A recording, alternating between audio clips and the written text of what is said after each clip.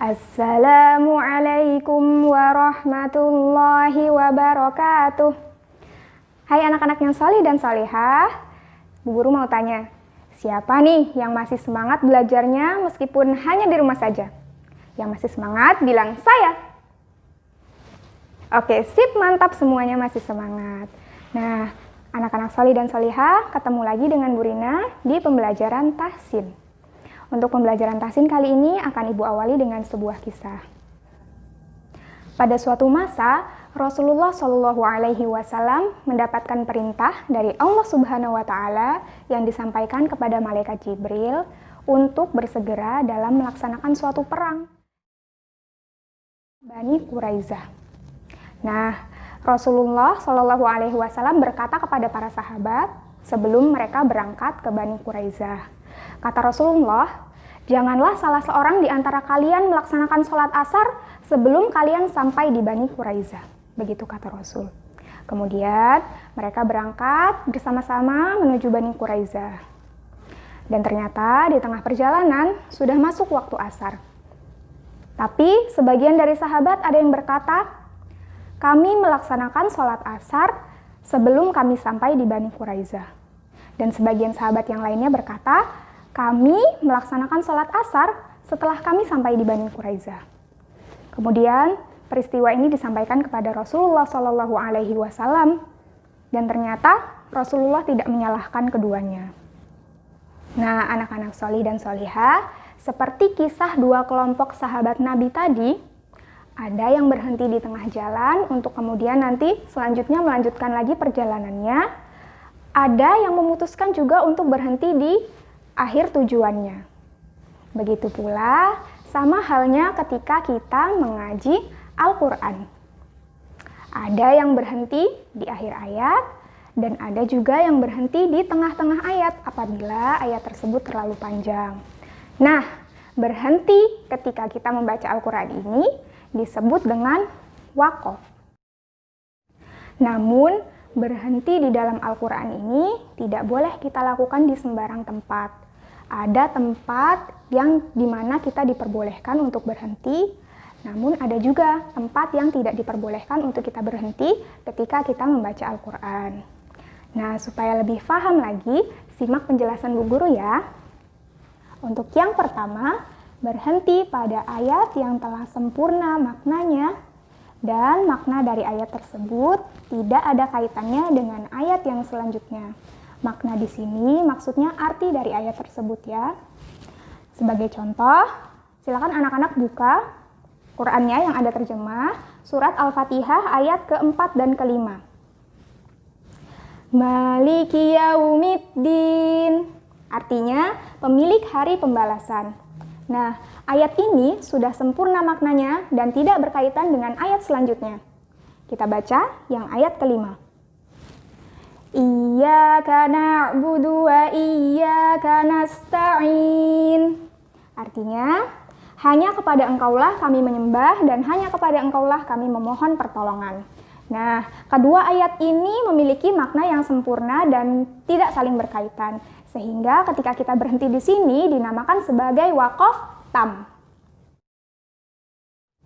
Syarat dari waqaf tam adalah pertama, berhenti di akhir ayat, kemudian yang kedua, ayat tersebut telah sempurna maknanya, dan yang ketiga, makna dari ayat tersebut tidak berkaitan dengan ayat yang selanjutnya.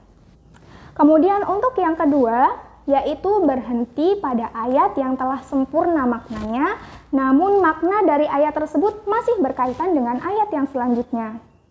Contoh, kita lihat surat Al-Baqarah ayat ketiga dan ayat keempat.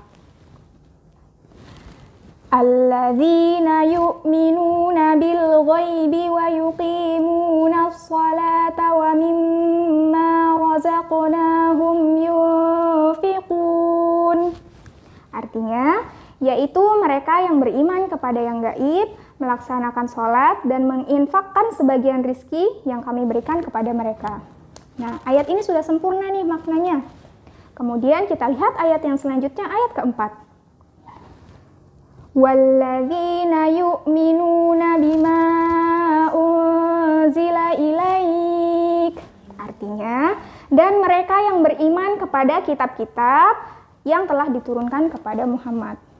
Oke, nah kedua ayat ini memiliki makna atau arti yang masih saling berkaitan. Sehingga ketika kita berhenti di ayat yang seperti ini dinamakan sebagai waqaf kafi.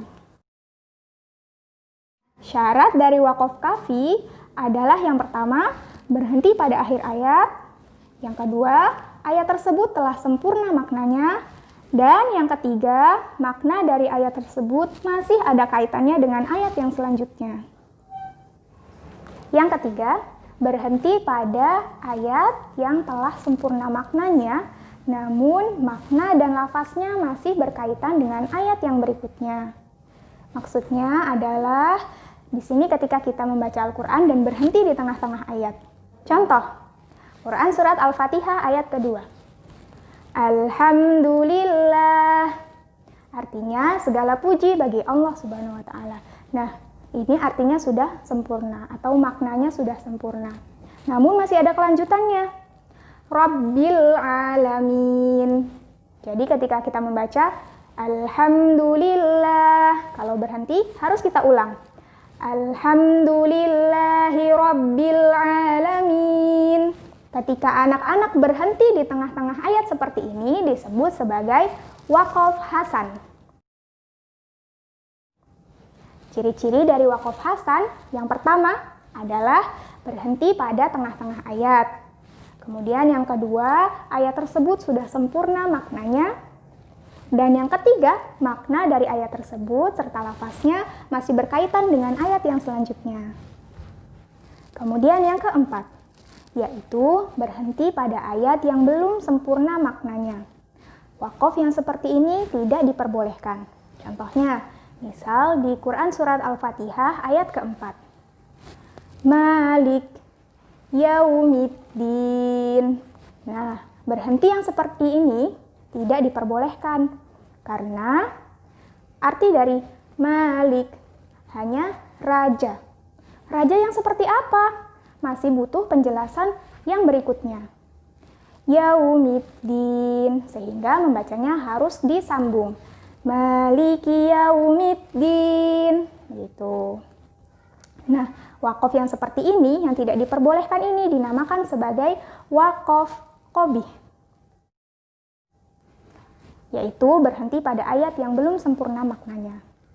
Nah, demikian materi yang dapat Ibu sampaikan. Semoga mudah untuk dipahami dan tetap menambah anak-anak untuk lebih bersemangat dalam belajar Quran. Sampai bertemu lagi dengan Bu Rina. Wassalamualaikum warahmatullahi wabarakatuh.